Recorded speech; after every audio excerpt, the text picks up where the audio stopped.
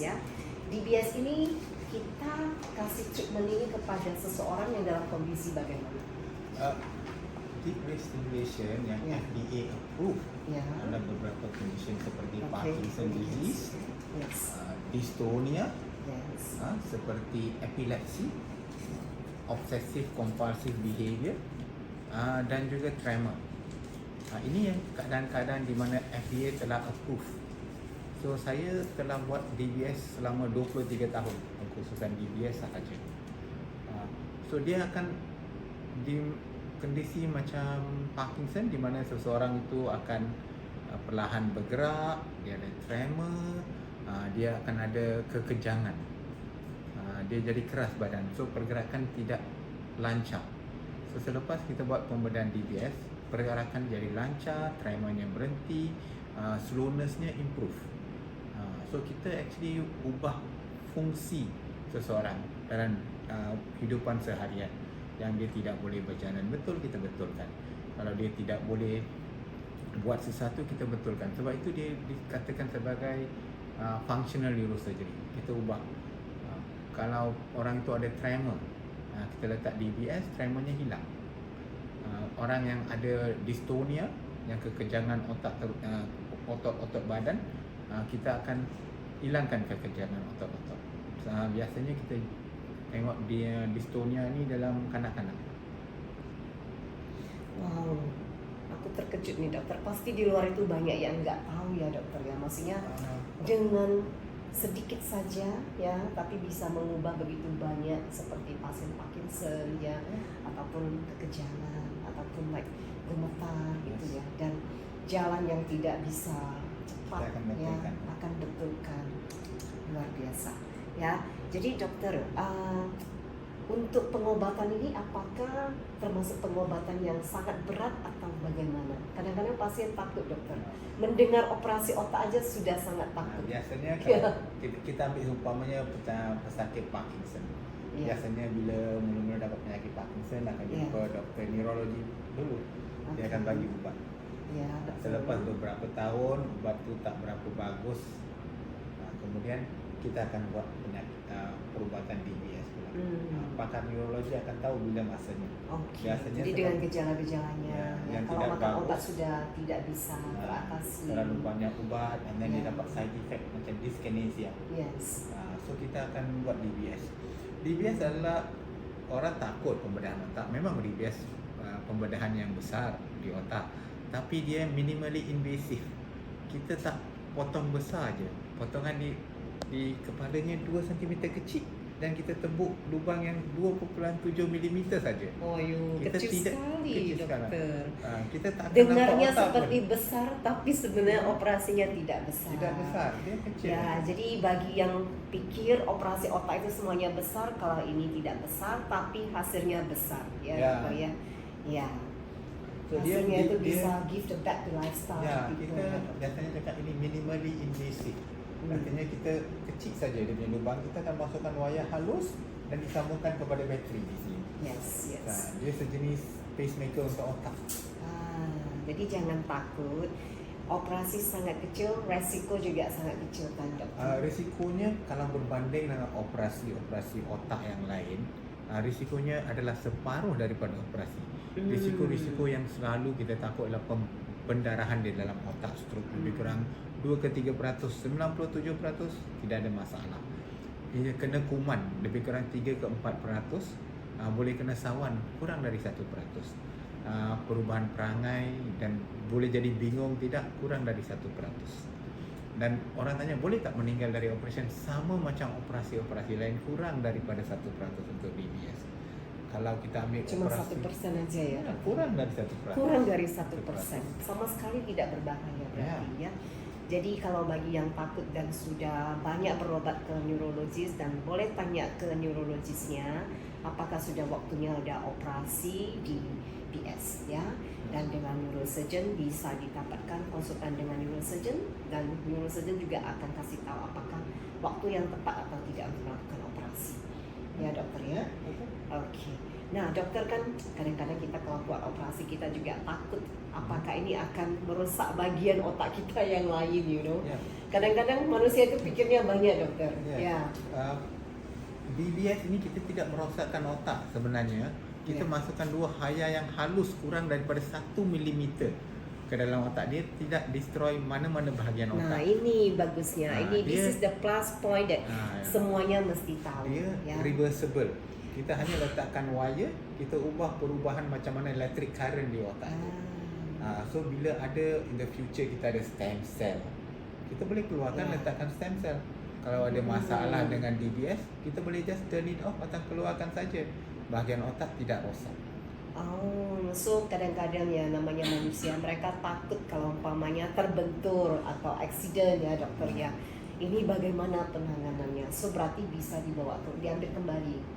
Kalau kena apa-apa, biasanya dia dibawa kulit. Okey, Kalau betul. kena, kalau ada sekali-sekala kalau jatuh daripada tangga ke, kena Yes. sebelah yang ada wire tu boleh putus. So kalau putus, simptomnya akan datang balik, kita tahu. Okey. Kita ada juga peralatan yang kita boleh communicate dengan DBS tu, dia akan cakap sistem dia intact ke tak. So kalau so perlu good, kita ya. boleh Jadi tukar. boleh communicate dengan sistem Ya. itu. Wow, it's so good Dia ya dokter sistem ya. ini dia ada AI pun built in. So kita akan terus membaca macam mana fungsi dia dalam otak, dia punya electrical flow dalam otak, dan kita boleh ubah pergerakan elektrik dalam otak. Wow, inilah namanya kita punya kesempatan bicara dengan dokter ya. Jadi kita tahu perkembangan teknologi yang baru ya. Dan how about the recovery dokter? Is it very fast? Sebabnya kita buat pembedahan ini biasanya saya cakap lebih kurang 6 jam. Tapi 6 jam. kita selalu buat, kita boleh siap dalam masa 3 ke 4 jam saja. So dia ni minimally invasive. So 2 jam pertamanya you akan sedar masa kita masuk wire pertama dan kedua, dan bagi bius setempat saja. Oh, bios lokal aja ya. Lokal dokter, sahaja. ya. So masa kita sedar, masa kita bagi electric current, kita akan test. Sebabnya So pasien sadar ya dokter. pasien sedar, tapi yang sakitnya tidak akan ada sebab kita bagi lokal dan sel-sel otak tak ada sel-sel sakit. Alright. So So kita it's tak akan very rasa safe. very safe. Selepas itu, Okay. selepas patient biasanya masuk ward hari pertama, hari Ya. kedua operation, Ya. hari ketiga lunchtime boleh balik. Wow, cepat sekali. Kalau pasien Indonesia, biasanya kita kan banyak pasien dari Indonesia kalau banyak ya dokter ya. Dokter sarankan mereka tinggal di sini berapa lama? Biasanya saya sarankan 2 minggu lah. 2 minggu. Kita ada patient antara bangsa dari Bangladesh pun, dia orang datang 2 minggu. Kita akan arrange appointment, dia datang, kita akan hari pertama masuk sini, kita akan buat MRI semua bokap. Okay. And then 2-3 hari selepas itu buat operation. Ya. Kemudian tunggu 2 minggu untuk buka jahit. Kemudian So 2 minggu itu sudah termasuk dengan follow up setelah operasi. Tapi kita akan tunggu selama 6 minggu before kita on the battery. So mungkin kena datang balik selepas 2 bulan lah. Okay. Kalau So tidak pun boleh balik setelah 2 minggu, tapi datang lagi dalam masa 2 bulan. Ya. untuk on the battery, dan kita On the akan ajar battery. patient macam mana nak program. Okay. Dokter sudah banyak case yang handle banyak case. Ini Ya, dokter. kita dah buat banyak. Kiranya saya paling banyak dekat Southeast Asia. Nombor yang Wow, saya- ini dokter yang paling terkenal in Southeast Asia. Kita betul-betul bangga bisa ketemu dengan Dokter Kawai.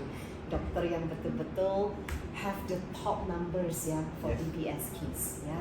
Jadi kalau memang mau buat case ini, kita mesti cari dokter yang pakar dan sangat pintar dan sangat yang perlunya itu yang handle banyak case ya. So dokter bisa tahu bagaimana untuk penyesuaiannya semua ya. It's also need the expertise for everything ya. Because For the pembedahan adjustment, DBS ni bukan semua orang boleh buat. Dia millimeter accuracy. You see, tempat yang millimeter accuracy berarti ketepatan dengan millimeter yang tidak letak pada tempatnya aja itu bisa berakibat. ya, Ya. kalau ada nanti dapat side effect. So Ya. ini akan menjadi sukses surgery itu rendah. Okay. Akan ada juga kesan sampingan. Kesan Operasi sampingan. apapun pasti ada kesan sampingan. Tapi kesan sampingan ini sebabnya bateri DBS ini boleh kita ubah pergerakan current, so kita boleh hilangkan side effect. Okay. Tetapi ketepatan itu masih betul. So kenapa expertise-nya seperti Dr. Khalai diperlukan, karena ketepatan dan presisi seperti milimeter yang disebutkan oleh dokter itu sangat perlu ya. Tapi kalau betul-betul ada resikonya itu juga bisa di-adjust ya. Jadi bisa di-reverse ya dokter ya. Nah itu sebabnya semua ini datang daripada kemahiran dan experience. Jadi tidak semua dokter memang bisa buat case ini. Ya, seperti dokter yang sudah 30 tahun ya, pasti sudah handle banyak case ya. Atau mungkin dokter ada nasihat untuk pasien kita di Indonesia yang punya gejala yang mesti datang untuk ketemu dengan dokter untuk handle case biasanya DBS. saya akan bagi tahu sesiapa ada penyakit Parkinson selepas 3 ke 4 tahun ubatnya sudah banyak ada side effect, tidak payah tunggu. Pasal ini bukan makan ubat sahaja, tetapi kita kena buat DBS, dia sama-sama. Itulah perubatan untuk penyakit Parkinson, bukan satu atau lain. Dia dua-duanya sekali. Sebab itu saya cakap biasanya kalau dah sesuai untuk buat DBS tidak payah tunggu. Very good, doctor. One question, doctor. Yes, ask. What is the most that rewarding for you when you see your patient being healed by doing this DBS surgery? There's so many rewarding things they will see because they will come in, especially children, kanak-kanak yang dystonia. You sembuhkan dystonia dia. You don't even treat the patient, you treat the whole family. Oh, you're so sweet, doctor. That is the important thing because this is functional. Some young people like Parkinson, you give them the life back to them. They can go back to work. They can support their family again. All these are very important facts. Yeah. This is functional surgery, so you change the lifestyle, the well-being of the whole structure. It's so beautiful, doctor. I can imagine someone like with Parkinson, their life is already like they feel like their whole life changed, and suddenly they feel back to normal again, and they do back again like doing work again, successful There's always, they must businessman. also remember Parkinson, we are curing the symptom. We are not treating the disease itself. The disease carries on. But during the time they're young, giving them good quality of life. Yes. All right.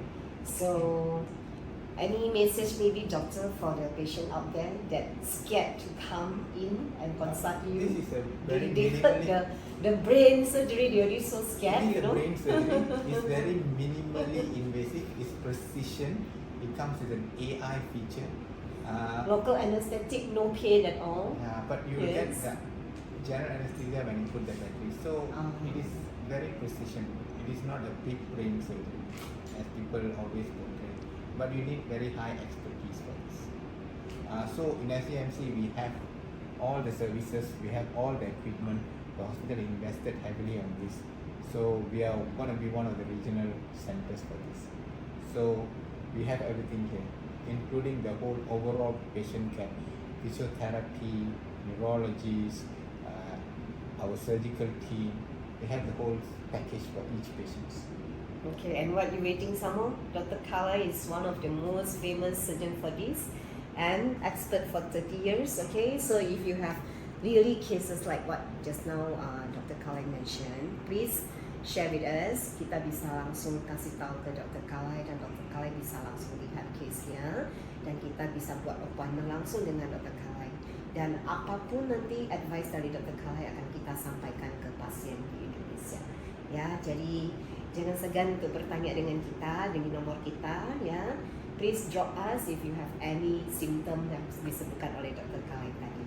Alright, I think we can end our video today, Doctor. Thank you so much for the chance for interview, Doctor.